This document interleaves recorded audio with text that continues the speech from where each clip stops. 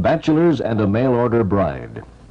In the early part of the century, life in the mining communities of the interior was isolated, but not uninteresting. Tonight, Fred Laid, who grew up in the years of the gold rush in the Lardeau country of B.C. and later drove stagecoach, recalls the life of the prospectors and a joke that was pulled on one of them. The incident took place in Camborne in 1906. I would like to tell you something about the people who lived in Camborne, particularly the bachelors. As you can well imagine, most of the old miners and prospectors living at this time were bachelors. Not from choice, mind you. No, sir.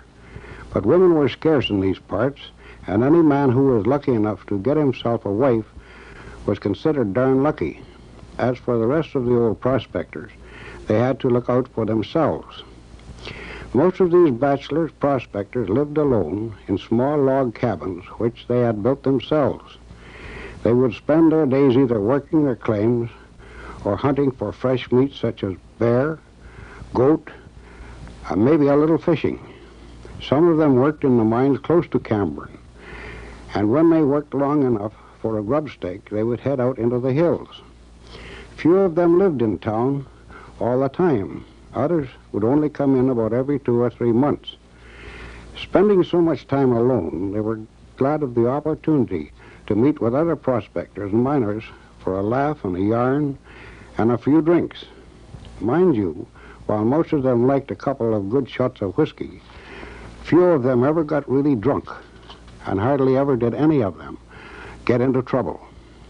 Well, I have told you something of what a bachelor had to do and the way he lived. Now I would like to tell you a bit about the men themselves. One of my closest friends was a prospector by the name of Alec McGinnis. He was a short, cheerful Scotchman. Now, Alec was a man to work. Boy, he could work rings around any man jacking them parts. But it didn't last more than 2 or 3 months at a time. Just as soon as Alec got a stake, he would head into the little town of Camborne, which is about 5 1/2 miles from Beaton. And he would park himself in the reception hotel bar. And that would be the end of him until his money ran out. Then back to the mines he would go until he got a grub stake. Alec had a partner by the name of Charlie Larson, a big Swede. And I do mean big. He had hands powerful enough to fell an ox with one blow.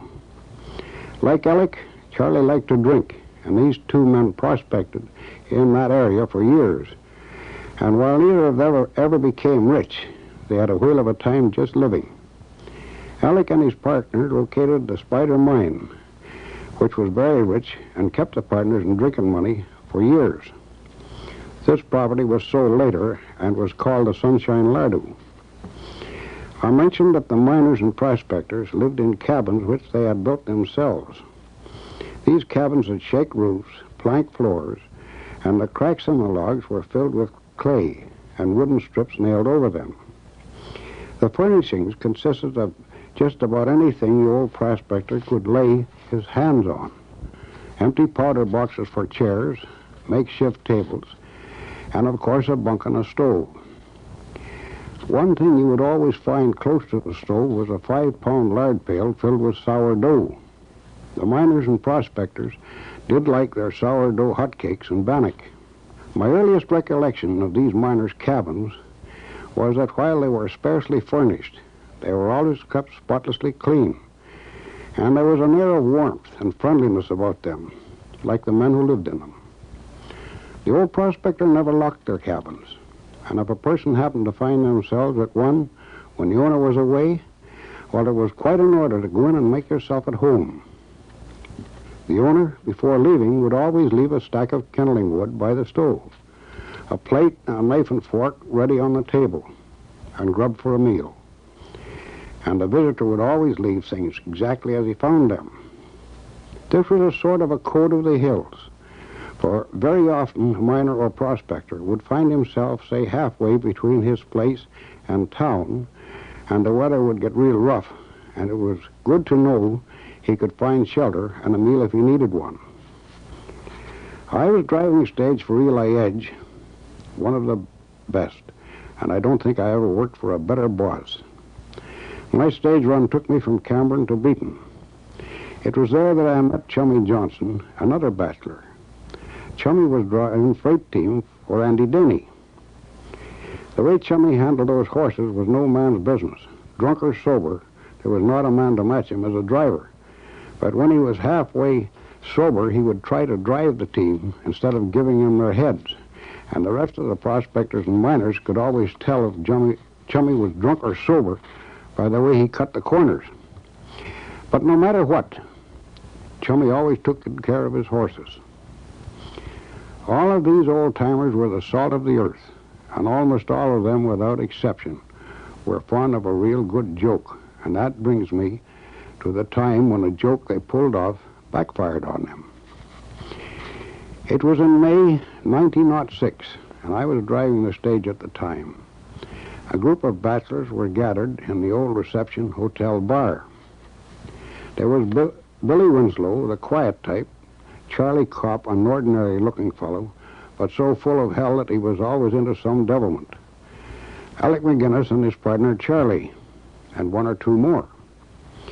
Someone brought the conversation around to another old-timer, Jimmy Little, and the way he kept his cabin.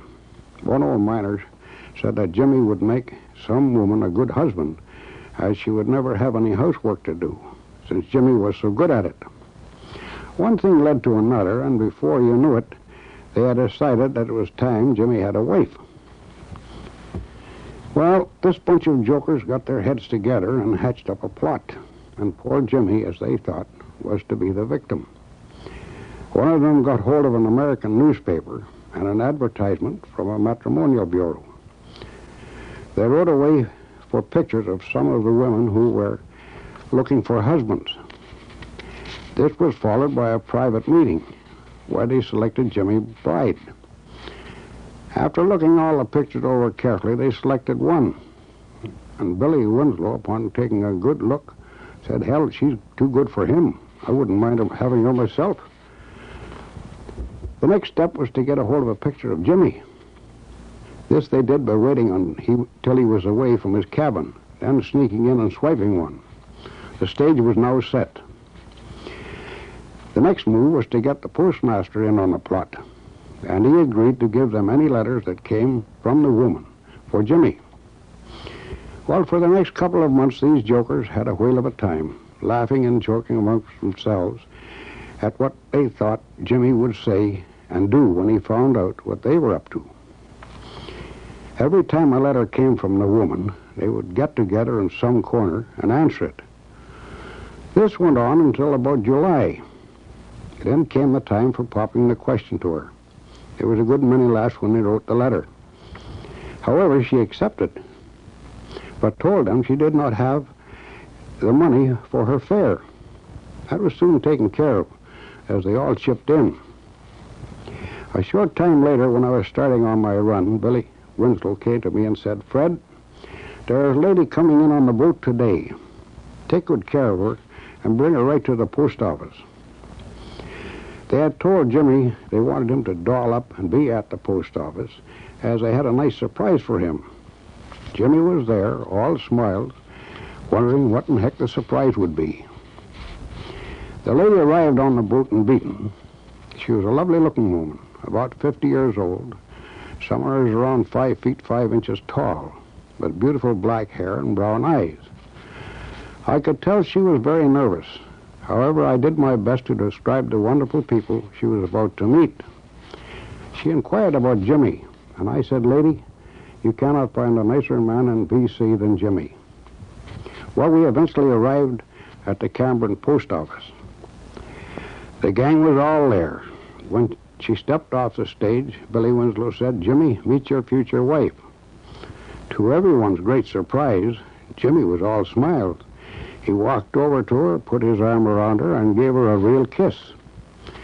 Then he took her by the arm and said, "Come on, sweetheart. I will get you a room for the time being at the Eva Hotel, which was run by Thune de Beck." We can all imagine how this lady felt, being up there in a mining town, a total stranger. But inside an hour had passed, a group of ladies called to see her made her welcome. Before the day was out, she found she was with real friends. That was the people in the early days. These ladies made Jimmy a very happy man. Everybody got together to plan the wedding, reception, and dance. Jimmy did not have much to say in the matter. The wedding was to take place in the Oddfellows Hall in about a week's time. One of the ladies invited the bride to live with her till the wedding took place. There was plenty of excitement. Everybody wanted to do something. Old Charlie Larson told him he would go out to Goat Mountain and get a mountain goat for the wedding supper. Fresh meat was scarce at the time, as it all had to be shipped in. Finally, the big day arrived. A large crowd drove from Beaton for the wedding. My boss, Eli Edge, played the violin, Bert Northey played the clarinet, and Selby Souls' father played the piano. Some of the songs popular at the time were If a Man in the Moon Were a Coon, Jimmy the Newspaper Boy, Meet Me in St. Louis, Teasing, and In the Shade of the Old Apple Tree. After the wedding, they had the reception and dinner, and it sure was a feast. Everybody remained sober. There was no booze allowed in the hall. It was a great success. Jimmy and his wife left the hall early and went to their cabin. However, the old-timers were not through with them yet. When they figured they had gone to bed, they decided to chivalry them. They gathered up a large number of 4-gallon oil cans and sticks to pound them with. They marched up to Jimmy's cabin and started to pound these cans. What a noise. Jimmy and his bride got up and dressed. Then Jimmy invited them in and gave them all a big shot of rye. And the wife made some coffee and sandwiches for them. That was the finish. Some time later, one of the boys said, "Jimmy, how do you like married life?" His reply was, "I never have been as happy as I am now. Believe me, I have an angel." A sad thing happened about a year later. Old Jimmy was killed at the Eva mine by a cave-in. The little woman was broken-hearted over it, and she left Camborne and went back to her home in the USA. And I never did hear of her again. Well, folks, that just about winds it up for this time. I'll say so long for now.